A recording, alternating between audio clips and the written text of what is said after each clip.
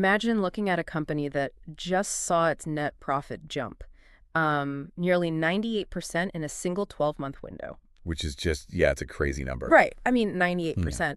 And we're talking about an operation sitting squarely in one of the most, aggressively contested sectors on the planet right now, which is digital advertising. Oh, absolutely. It's a bloodbath out there. It is. And then you see a company boasting a return on equity of 66.2%. Mm. If you're scanning a screener, those numbers immediately jump off the screen.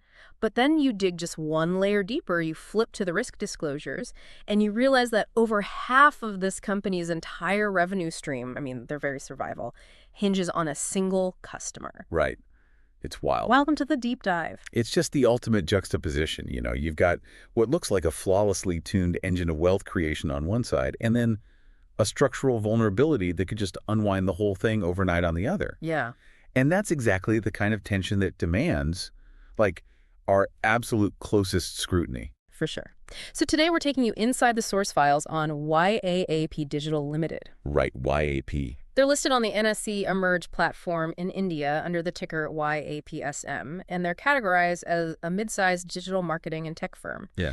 And our mission today, for you listening, is to really peel back the layers of this specific business.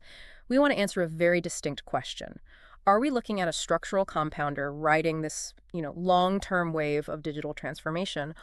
Or are there hidden fragilities lurking beneath that stellar financial print? Yeah, that's the core debate, because when you see top-line revenue growth of over 22%, and then you pair that with a profit that essentially doubles, I mean, in a high-growth environment like India's digital economy, those vanity metrics can very easily obscure the actual mechanical reality. Right. It's so easy to just get blinded by the macro hype. Exactly. We have to look past the hype of the whole digital sector and understand the actual plumbing of how YAP functions day to day. I am so excited to unravel this with you, because on the surface, like we said, those return metrics sound like the holy grail. Oh, yeah.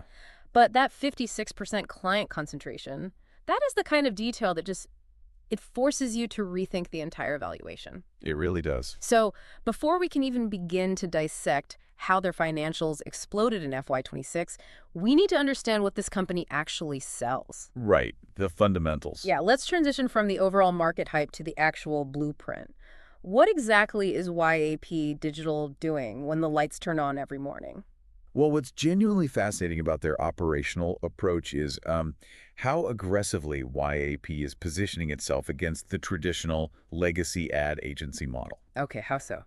Historically, if a brand wanted to run a big campaign, they were forced into this highly siloed ecosystem, right? Right. They'd hire a creative boutique to conceptualize and shoot the ads. Then they would retain a totally separate media buying agency to purchase the digital real estate. And then probably a third agency for the data, right?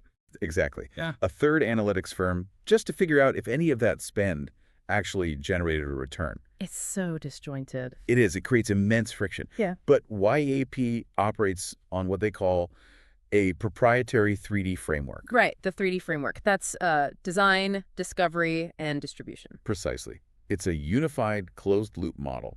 They integrate these three pillars so tightly that they just become inseparable from the client's perspective. So walk us through the first one, design. Yeah, so the first pillar, design, is their content creation arm. But, this isn't just a traditional copywriting desk. This is the rapid production of creative assets. Like what? Short-form video, dynamic copy, visual graphics, all specifically tailored for algorithmic platform. Okay, got it. Yeah. And then you move to the second pillar, which is discovery. Yes. Discovery involves their influencer engagement and localized marketing. In the current digital landscape, finding the voices that culturally resonate with a really specific, geographically isolated target audience is paramount. Yeah, it's not just about slapping a celebrity on a billboard anymore. No, not at all. It's about finding the right micro creators who hold genuine sway over niche communities. And YAP manages this entire discovery and onboarding process. Which brings us to the third D, distribution. Right. Distribution is where the quantitative heavy lifting happens. This is the programmatic media buying, the aggressive performance marketing, and the underlying analytics infrastructure.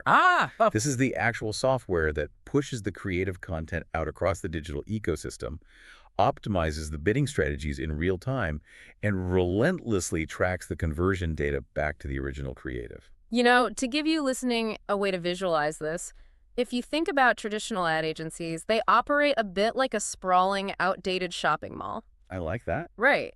You, as the brand CMO, you have to walk into one store just to buy your creative strategy. You get your shopping bag, you leave that store, you walk down this long hallway, and you go into a completely different store to negotiate your media buying. Yeah, and you're dealing with totally different people. Exactly. And then you have to drag all those bags to the food court to meet your data analytics guy to see if the outfit even looks good. And it takes weeks. It takes weeks. Data gets lost in the hallways. And, the agencies inevitably end up blaming each other when a campaign fails to deliver ROI. The creative agency says the media buyer bought the wrong audience. Oh, totally. And the media buyer says, well, the creative was uninspiring. Exactly. But YAP is positioning itself as like a pre-programmed personal shopper. Yes. They use AI and their integrated tech stack to predict what you need before you even ask. They execute the creative, they handle the influencer outreach, and they deploy the targeted media buying all in one seamless, continuous workflow. Which is huge. Right. You don't have to visit different stores and reconcile the receipts. They bring the exact right campaign, tailored to fit the current algorithm, straight to your dashboard. That analogy captures the operational intent perfectly. Yeah. YAP calls this a digital solutions framework Right. rather than isolated service lines. By integrating data, AI-powered technology, and deep marketing analytics directly into the creative conceptualization process from day one, they eliminate the friction of the shopping mall. Yeah, the data informs the design feeds the distribution, and the distribution generates more data. Exactly. It's a continuous feedback loop. So who is actually buying this integrated personal shopper service? Like, who are the entities handing over their marketing budgets to YAP? Well, their target demographic consists of large consumer brands, really well-funded startups, and established enterprises. Okay. Looking at the source material, they have a particularly heavy concentration in BFSI, that's banking, financial services, and insurance. Which makes sense. Yeah, because BFSI products require highly complex, data-driven customer acquisition strategies. Right. You can't just run a funny commercial for a complex insurance product and expect conversions. Exactly. They also maintain a strong footprint in FMCG, healthcare, and travel and tourism, right? Yes, they do. And geographically, the revenue split is actually quite revealing. About 85% of their revenue is domestic, heavily concentrated in Mumbai, which serves as the nerve center for their primary billing entities. Okay. But they've strategically cultivated a 15% revenue stream from international markets, most notably operating out of Dubai, in the UAE, and Singapore. Yeah, I noticed in the source files, one of their absolute marquee international clients is Dubai Tourism. Dubai Tourism is a highly significant validation of their model. It's a huge name. Oh, definitely. YAP claims to be among the very few Indian-originated firms that have successfully secured and retained that kind of top-tier international sovereign relationship. Wow. It acts as a major credibility signal to other potential enterprise clients. And we should note that they actually executed an acquisition in Dubai specifically to build out that local footprint and service that tier of clientele. Which we will definitely analyze when we look at their historical financials. Yeah. Okay, so they're servicing giant BFSI enterprises in Mumbai and major tourism boards in Dubai. How exactly does the money change hands? Like, if you're a client, how is YAP billing you for this 3D framework? It's a hybrid revenue model, Okay. which is pretty standard for firms trying to bridge the gap between a consultancy and a traditional agency.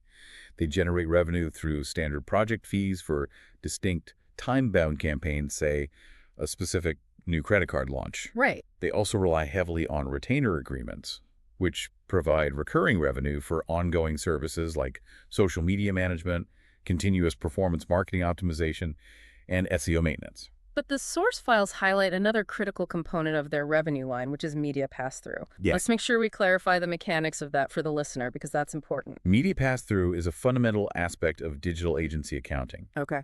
When a client allocates a budget of, let's say, 10 crore rupees to be spent directly on Google Ads or Meta platforms, YAAP facilitates that transaction. Right. They're the middleman. Exactly. They manage the actual ad spend budget on behalf of the client, and they earn a commission or a specific management fee on the execution of that spend.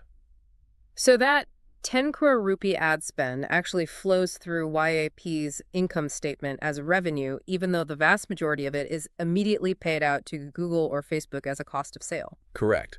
The revenue line includes that pass-through volume.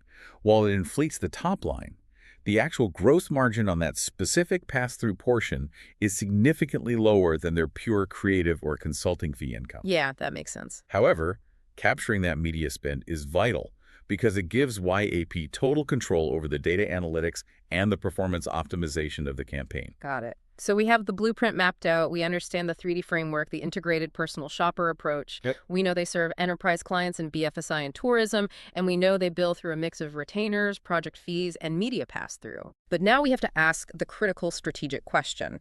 Who are they fighting against out there? Because before we look at YAP's specific financials, we need to know if the prize they're chasing is even worth winning. That's a great question. So let's look at the battleground of India's digital advertising landscape. Well, if you're evaluating the total addressable market, or TAM, the trajectory is undeniably compelling. By 2025, India's digital ad market is estimated to sit comfortably between 9.2 and 9.8 billion US dollars. Wow. But the projection for the end of the decade, 2030, is what really commands attention. The market is expected to scale to an estimated $24.4 billion. That is a staggering expansion. We're talking about a 9 to 10% compound annual growth rate across a multi-billion-dollar base. It is a highly aggressive growth curve. But the reason for that expansion isn't just baseline economic growth. Right. It's driven by a fundamental structural shift in how advertising dollars are allocated across the Indian economy. As of right now, digital advertising only accounts for roughly 33 to 35% of the total advertising spend in the country. Which means traditional channels are still hoarding the lion's share of the capital. Precisely. Television still commands around 30% of the spend, and print media is still stubbornly hanging on at about 10%. Yeah. But the mechanics of the industry are shifting beneath their feet. Print advertising is nearing a structural collapse in terms of ROI, and television is experiencing a slow, agonizing decline in its relative share as viewership fragments across OTT platforms. Right. So when we look at that 33 to 35% digital share, what we're really seeing is a substantial 15 to 20% headroom of total national ad spend that is currently trapped in legacy channels. Exactly. And that capital is inevitably going to migrate. It's waiting to be captured by digital-first agencies as print and TV continue to lose their measurable effectiveness. It is exactly the thesis. It's not just that the pie itself is getting bigger, though it is, as the Indian consumer class expands, but the specific slice of the pie allocated to digital is aggressively cannibalizing the territory formerly owned by traditional media. Let's explore the why behind that migration. Because if you've followed the advertising industry over the last 2 decades, you know that fads come and go. We've seen platforms rise and fall. Oh, definitely. So why are the sources so confident that this shift toward digital, and specifically toward the kind of performance marketing YAP does, is durable? Well, the sources outline 3 highly durable, long-term drivers that are enforcing this structural shift. And these are not pandemic-era anomalies.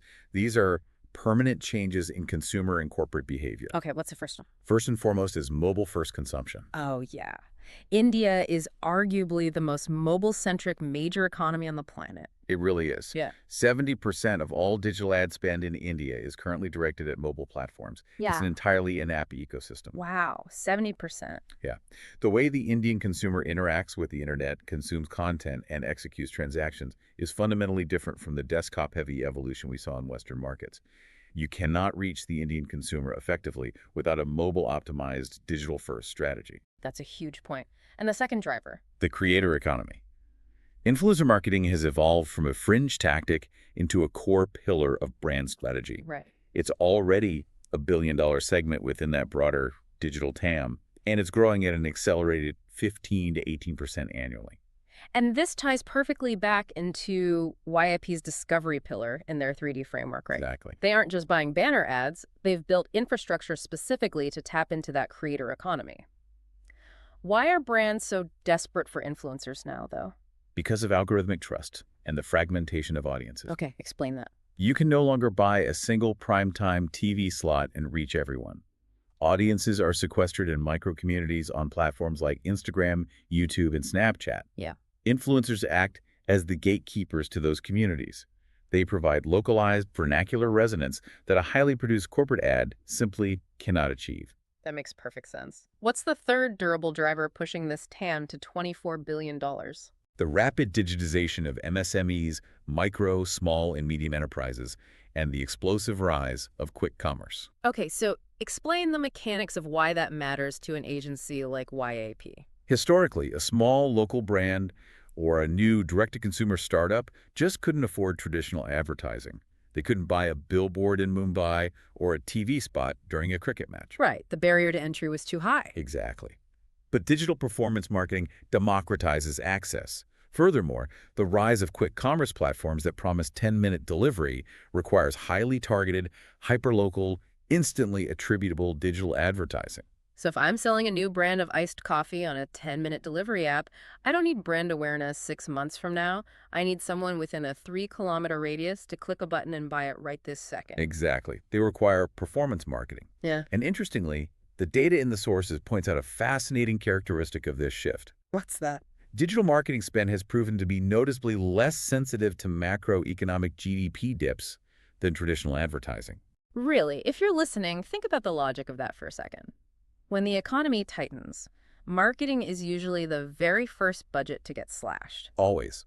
So why would digital spend be immune, or at least highly resistant, to that corporate reflex? Because of trackable ROI. Ah, of course. When liquidity tightens and a CFO demands to see the exact return on every single rupee invested, they pull money out of brand-building TV commercials, where the attribution is fuzzy and relies on extrapolated surveys. Right, you can't really prove how many people bought your product because they saw a billboard. Exactly. Instead, they pour whatever budget they have left into digital performance marketing, where they can track every single impression, click, and conversion in real time. So it transitions from being a discretionary branding expense to a mandatory required cost of sales. If you stop the digital ad spend, your online sales instantly drop to zero. Precisely. It is the lifeblood of revenue generation, not just corporate vanity. Okay, so the market environment is incredibly robust. The driver's mobile adoption, the creator economy, MSME digitization, they're deeply entrenched. Very much so. The TAM is marching aggressively toward $24 billion. It sounds like an absolute gold rush. But where there is a gold rush, there are heavily armed incumbents. Oh, absolutely. Who is YAP actually competing with for this capital? The battlefield is notoriously fragmented, but it's heavily top-heavy. Okay. At the absolute highest tier, you have the global holding company behemoths. We're talking about Dentsu India, Group M, which is the media investment arm of WPP, Omnicom, and Publicis. The titans of the industry. Yes. These global giants control an estimated 60 to 70% of the formal digital advertising market in India. They possess unimaginable scale, decades-deep corporate relationships, and bottomless resource pools. And on the other end of the spectrum? On the long tail, you have thousands, perhaps tens of thousands, of boutique micro-agencies. Yeah. 2 guys in a coffee shop running Facebook ads for local businesses. Right. But sitting squarely in the middle, acting as direct challengers to the global giants and consolidators, the micro-agencies, are the Indian specialists. Firms like WebChutney, Bang, Connect. And exactly. This is the specific competitive set that YAP belongs to. They are a mid-tier challenger. They're large enough to handle enterprise accounts, but nimble enough to avoid the bureaucracy of a global holding company. Okay, here is where I have to push back on the entire premise. Sure. If I am the chief marketing officer for a giant BFSI enterprise in Mumbai, I have a marketing budget of 50 crore rupees. Okay. I know that global giants like WPT and Dentsu already control 70% of the market. They have global reach, they have proprietary software that costs billions to develop, they have relationships that go back decades. Right. Why on earth did I take the career risk of handing my multi-million-dollar budget to a mid-tier SME-listed company like YAP?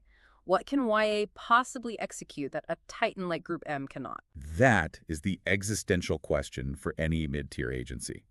And it bridges us perfectly into analyzing YAP's specific competitive advantages.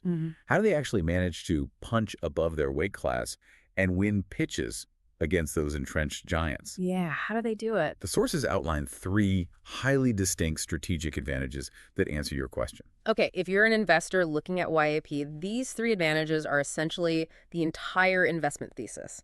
Let's explore advantage number 1. Advantage 1 is their deep technology integration, which they aggressively market under their built for now philosophy. Built for now. Right. We discussed their 3D framework earlier, but we need to understand the structural reality of their competitors. The reality is that even within the giant global holding companies, the operations are often heavily siloed. Right. You might hire a holding company, but the creative team, the ad tech team, and the data analytics team often sit on different floors, have different P&Ls, and sometimes operate as entirely different sub-agencies with different cultures. Exactly. So even if the CMO hires a giant, they were still fundamentally walking through that disjointed shopping mall we talked about, just a very expensive, globally branded one. Right. YAP wins pitches because they integrate real-time analytics and AI-driven CRM platforms directly into the campaign execution from the very first strategy meeting.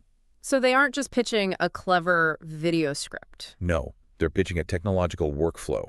Their proprietary AI tools are powering online reputation management, social listening, and real-time attribution all simultaneously. Wow. The creative assets are constantly iterating based on live data feeds. And the source files note a critical metric here. Yeah. Their AI CRM capabilities now drive roughly 45% of their total revenue. That is a staggering figure. Nearly half of their revenue is driven by tech-integrated CRM rather than just pure creative services. Yeah. That proves they're selling an operational software layer, not just an ad campaign. It changes the nature of the relationship entirely. They embed their tech into the client's sales funnel. That makes total sense. If you're a modern brand, agility is paramount. You want the conversion data feeding directly back into the creative production instantly, without waiting for two different agency teams to schedule a weekly sync call to discuss the metric. Exactly. But, tech integration only gets you so far. If the client can easily swap your tech for someone else's, what's advantage number 2? Advantage number 2 is their ecosystem and partnerships, which is designed specifically to address that exact vulnerability. YAP doesn't just run isolated campaigns. They build end-to-end media ecosystems tailored for their clients. Okay, what does an end-to-end media ecosystem actually look like in practice? Well, it involves building client-specific dynamic data dashboards. All the client's first-party data, combined with campaign performance metrics, flows into a centralized hub that YAP manages. Okay. Crucially, YAP holds deep, locked-in platform partnerships with the major gatekeepers: Meta, Google, LinkedIn, YouTube, and Snapchat. To play devil's advocate here, every single digital agency on Earth claims to be a Google partner or a Meta preferred agency. That doesn't seem like a unique moat. It's true that the badges are common. However, YAAP leverages the volume of their media pass-through to secure exclusive access to beta features, dedicated platform support, and highly curated creator networks, which they then integrate directly into those custom client dashboards. Oh. They aren't just buying ads on Meta, they're utilizing Meta's APIs to build a walled garden of efficiency specifically for that client. And if you're listening and thinking about the mechanics of a business model, this is where you should be taking notes. Because this ecosystem approach creates incredibly high switching costs. Oh, massive switching costs. Yeah, if you're a BFSI client and all of your historical customer acquisition data is flowing into YAP's proprietary dynamic dashboards, and their AI models have spent 2 years actively learning from your specific campaign data, and that's all integrated with a highly curated YAP-managed influencer network. The friction to leave becomes immense. Ripping YAP out and replacing them with Dentsu or a smaller rival like Shpeng would be an absolute logistical nightmare. You aren't just firing an ad agency, you're actively unplugging a critical piece of your own operational software. Yeah, you'd lose the data continuity, the AI training models, and the customized dashboards all at once. Exactly. And that is exactly the lock-in effect they are aiming for. The deeper the technological integration into the client's daily operations, the harder it is for a competitor to dislodge them based purely on a cheaper price quote or a flashy creative pitch. So we have the tech integration driving agility, and we have the ecosystem lock-in ensuring retention. But tech and lock-in only matter if you can actually get in the room to pitch the CMO in the first place. True. These are enormous enterprise budgets. How does a mid-tier SME-listed agency convince a banking giant that their proprietary tech isn't just vaporware? That brings us to advantage number 3. Brand authority. In the mid-tier agency space, institutional credibility is the currency of access. You asked why a CMO would take the career risk on them. Well, YAAP recently won the highly coveted Digital Agency of the Year at the eFormal Mediace Awards. Oh, wow. In this industry, those marquee awards carry a lot of weight. They do. They provide serious third-party institutional validation. But perhaps more importantly, from a corporate governance perspective, they point heavily to their listing on the NSE Emerge platform. Okay, why does that matter so much? Being a publicly listed digital-first agency provides a level of financial transparency, audited permanence, and structural maturity that thousands of unlisted independent agencies simply cannot match. It fundamentally de-risks the decision for the CMO. Exactly. Like, if you hire a tiny unlisted boutique agency because they had a great pitch and they completely botch the campaign or go bankrupt in execution, the CMO looks foolish to the board. Very foolish. But if you hire the listed, audited digital agency of the year, you have institutional cover. You made a defensible premium choice, even if they aren't the biggest global player. Precisely. The listing status acts as a powerful signaling mechanism to enterprise procurement departments. So we've thoroughly established the narrative. We know they have the 3D framework. We understand how their AI integration speeds up execution. We see the high switching costs of their dashboards. And we recognize how their awards and listed status win them the initial pitch. Yeah, it's a compelling story. It really is. But a story is only as good as the numbers it produces. Let's see how that narrative translates into cold, hard rupees. Let's look under the hood at the engine. The financial performance, particularly the most recent FY26 print detailed in the source files, is where this business profile becomes highly compelling. In FY26, YAP's total revenue hit 188.73 crore rupees. Wow. That represents a 22.2% jump year over year. 22% top-line growth is a very solid trajectory, especially in a competitive market. But it's the bottom line that caught my eye in the intro. Right. The net profit, or P10, came in at 22.20 crore rupees. Amazing. That represents a 98% year-over-year growth. Their profit essentially doubled in the exact same 12-month window that their revenue grew by 22%. If you were looking at these metrics, that disparity is the most important thing on the page. How does a company's profit grow more than 4 times faster than its revenue? It is entirely a function of their margin expansion. Let's look at the trajectory here. Their EBITDA margins expanded from a negative 0.9% in FY24 to a healthy 10.87% in FY25, and now stand at a very robust 16.82% in FY26. That is a wild swing. Going from negative margins to nearly 17% in a 2-year span requires a huge structural shift in how the business operates. Well, they possess high operating leverage. YAP operates with very high fixed costs, primarily the substantial employee salaries required to retain top-tier data scientists, AI engineers, and core creative directors, as well as the fixed overhead for developing and maintaining their proprietary AI platforms. Their fixed base is heavy. Yes. Their variable costs are largely the performance-based payments to freelance creators and the media pass-through spend. As their revenue scaled up dramatically from 78 crore rupees in FY24 to 188.73 crore in FY26, those fixed costs were finally fully absorbed by the growing volume. So once the core tech engine was built, the engineers were hired, and the baseline costs were covered, pumping more fuel in the form of new client revenue through that engine yielded exponentially more power. Exactly. Every additional rupee of revenue they brought in after crossing that breaking threshold flowed heavily straight to the bottom line, creating this dramatic 98% profit swing. Spot on. And this exceptional capital efficiency is reflected brilliantly in their return metrics.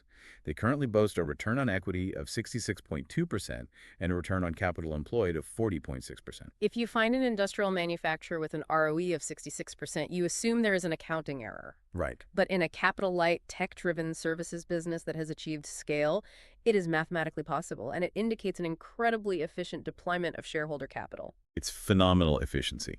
But it's also worth taking a moment to marvel at the sheer velocity of the turnaround here. You mentioned FY24 earlier. Just 2 years prior to this impressive 22.20 crore profit, the company actually posted a net loss of 2.6 crore rupees. How did they manage to swing from a 2.6 crore loss to a 22 crore profit so rapidly? Well, the sources note that the FY24 loss was heavily influenced by a strategic acquisition they made in Dubai to secure that international footprint. The acquired entity was initially loss-making, which dragged down the consolidated financials. Okay, that makes sense. However, management was subsequently able to integrate the operations, apply the 3D framework, and execute a successful turnaround of that Dubai asset. It's a perfect illustration of the tightrope walk inherent in the agency model. Early on, you're burning cash, acquiring assets, and paying high fixed salaries while praying the client roster scales up fast enough. It's very precarious. But once you cross that threshold and the fixed costs are covered, the payoff on the other side is incredibly lucrative. Indeed. It paints a picture of a management team that took a calculated risk, absorbed the initial blow to the income statement, and executed the integration successfully. However, and this is a very big however, as we look at these pristine, exponentially growing numbers on the income statement, we have to acknowledge a fundamental truth of financial analysis. Which is? The income statement only tells you what happened in the past.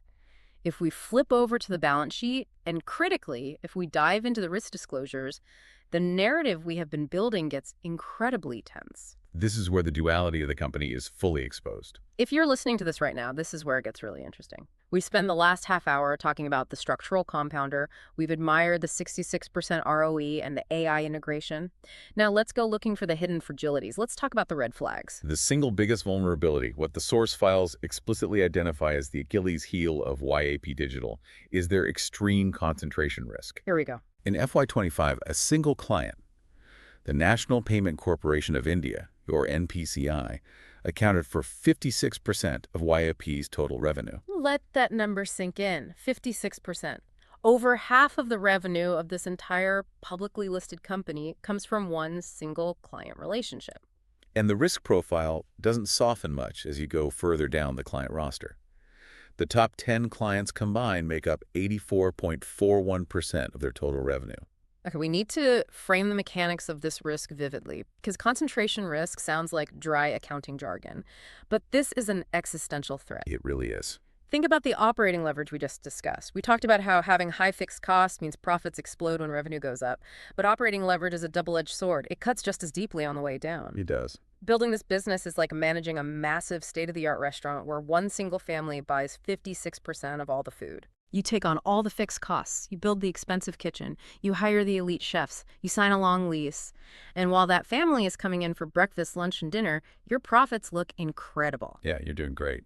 But what happens if that one family suddenly decides to go on a diet or try the restaurant next door? You don't just lose some revenue, you likely go out of business. The revenue drops instantly. Exactly. And your costs don't disappear. You still have a massively expensive kitchen to maintain. You still have to pay the chefs. That is what happens when a fixed-cost tech infrastructure loses its anchor tenant. That restaurant analogy illustrates the danger perfectly. NPCI is a behemoth. They manage the UPI network and RuPay. They have enormous ad spends to drive adoption across Tier 3 and Tier 4 cities. Huge budgets. And YAP is clearly doing a phenomenal job servicing them, likely leveraging their vernacular influencer networks. But if NPCI undergoes a leadership change, or decides to mandate a multi-agency roster, or simply delays their contract renewals by 6 months, YAP's revenue volume instantly collapses. And because of that operating leverage, those beautiful 16.82% EBITDA margins would evaporate overnight. The 98% profit growth would reverse into severe losses just as violently as it climbed. It's a very precarious position. And that acute reliance on a few giant enterprise clients ties directly into the second major red flag highlighted in the sources. Which is? The cash flow trap. Let's unpack the mechanics of this trap. When you look at the balance sheet, you immediately see severe working capital stress. Specifically, their debtor days, which is the average amount of time it takes them to actually collect cash from their clients after billing them for completed work, have surged alarmingly from 60.4 days to 97.3 days. So they are executing the campaigns, they're officially recording the 188.73 crore in revenue, they're claiming the 22.20 crore net profit on their income statement. But they're waiting over 3 months to actually see the cash hit their bank account. Correct. They are caught in a classic cash flow trap. There is a significant, highly concerning negative divergence between their reported operating profit and their actual operating cash flow. It's just wild. It is. And we need to understand why enterprise clients like NPCI or BFSI giants pay so slowly. It's a matter of procurement power dynamics. Giant corporations have 90 or 120-day payment terms baked into their vendor contracts, and a mid-tier agency like YAP has virtually no leverage to demand faster payment without risking the loss of the account. If you're looking at this business model, you have to realize that rapid growth actually consumes huge amounts of cash in this phase. Yes. Because while YAAP is waiting 97 days for that enterprise client to pay the invoice, YAP still have to make payroll, they still have to pay their tech engineers, they still have to pay the rent in Mumbai and Dubai, and crucially, they still have to pay the freelance creators and influencers who demand payment upon completion of the shoot. They're essentially acting as an unsecured, interest-free bank for their largest clients. They're financing the client's marketing campaign out of their own working capital. This is exactly why you can never evaluate a high-growth company solely on its income statement. A company can be wildly, astonishingly profitable on paper and still face an existential liquidity crisis if their clients stretch their payables and the cash doesn't arrive in time to make payroll. Exactly. It's a balancing act that requires immense financial discipline. And this brings us to the third area of concern flagged in the material: governance and disclosures. What are the sources telling us about who is steering the ship? Well, the promoter group, Atul Hegde, Subodh Menon, and Sudhir Menon, they own a very healthy 59.02% of the company's equity. On the surface, that is a strong positive signal. Promoters holding 59.02% is a solid chunk. Yes, the alignment is clearly there. However, because YAP is listed on the SME platform, the NSE Emerge, rather than the main board, there is a stark lack of formal, rigorous governance disclosures available in the public files. What exactly are we missing? We are essentially flying blind on the standard internal checks and balances. The sources note a lack of transparent details on the board composition, no clear information on the quality or independence of the independent directors, and a concerning lack of transparency regarding related party transactions. Oh, or executive compensation structures. Exactly, that too. If you are a minority shareholder, that lack of visibility is unsettling. Even if you trust the promoters, you rely on a strong, independent board to ensure capital isn't being misallocated, or that related party contracts aren't draining value. The source material explicitly flags this opacity as a missing piece of the puzzle. It limits institutional confidence in minority shareholder protection. And there's one more external risk factor we need to touch on before we look at how they plan to fix all of this: the tech dependency. Yes, the ever-present threat of technology disruption by the platform gatekeepers. We talked about their AI CRM and programmatic buying driving 45% of their revenue. But those proprietary tools rely entirely on the flow of user data from Meta, Google, and Apple ecosystems. Right. They're basically building their castle on rented land. Precisely. If those platforms arbitrarily change their privacy rules, exactly like we saw when Apple rolled out its iOS app tracking transparency updates, which devastated the targeting capabilities of thousands of agencies. Yeah, that was brutal. Or if Meta alters its core algorithm to deprioritize the kind of short-form content YAP produces, it could instantly degrade the ROI of YAP's campaigns. Right. Their whole AI-powered, data-driven solutions pitch loses its structural integrity if the underlying data pipes are throttled by Mark Zuckerberg or Tim Cook. So if we synthesize the bear case here, we are looking at an agency that is heavily, precariously reliant on one giant restaurant customer. They are struggling with a 97-day receivable cycle that traps their cash flow. They're operating with opaque governance disclosures on an SME exchange.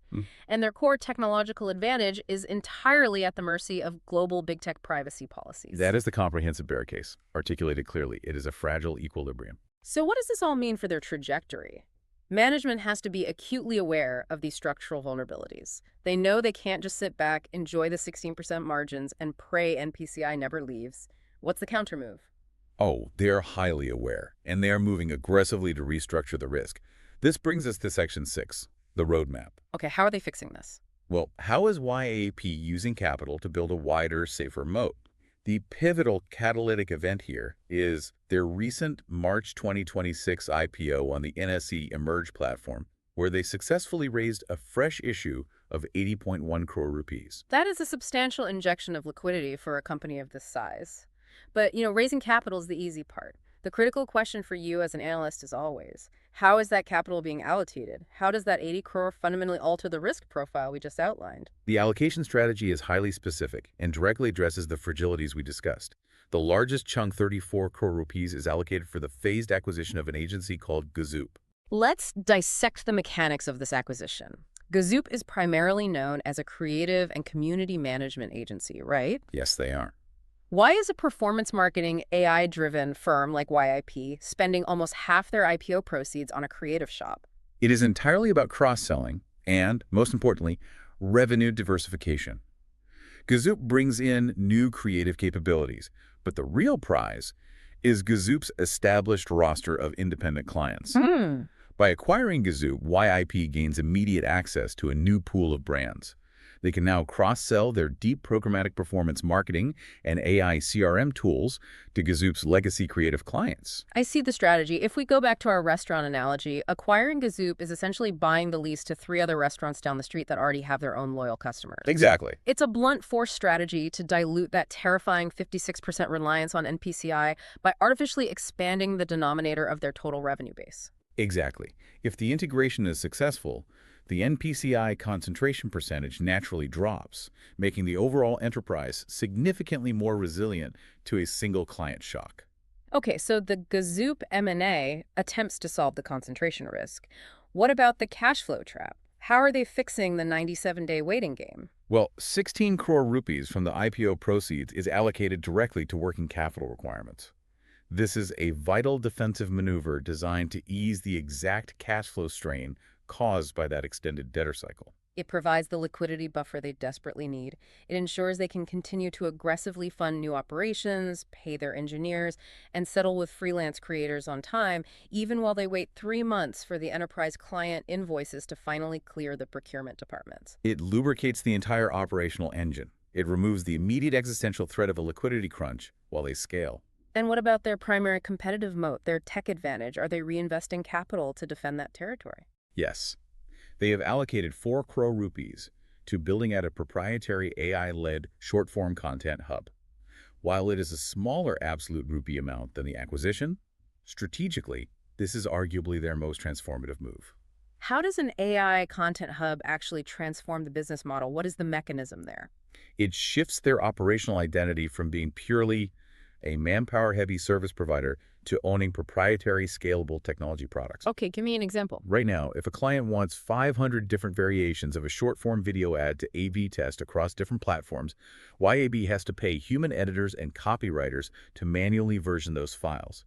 It is time-consuming and labor-intensive. But with this AI hub, With the hub, they're building workflows on top of foundational AI models to programmatically generate, iterate, and A/B test ad copy and visual assets instantly. The internal projection noted in the sources is that this technological hub could successfully lower their manpower intensity by 20 to 30%. lowering manpower intensity by 30% is a monumental shift. If you are eliminating 30% of the human hours required for content versioning, you are drastically reducing your core variable costs. Yep. That pushes those already impressive 16.8% EBITDA margins even higher. It's a pure automation play designed to capture more of the media pass-through value. Precisely. It is about decoupling revenue growth from headcount growth. So we have the roadmap.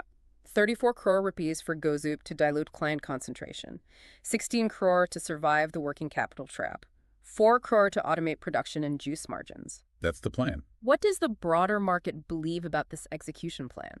Are investors buying the narrative that this IPO allocation actually fixes the underlying red flags? The market is currently pricing in a remarkably bullish scenario.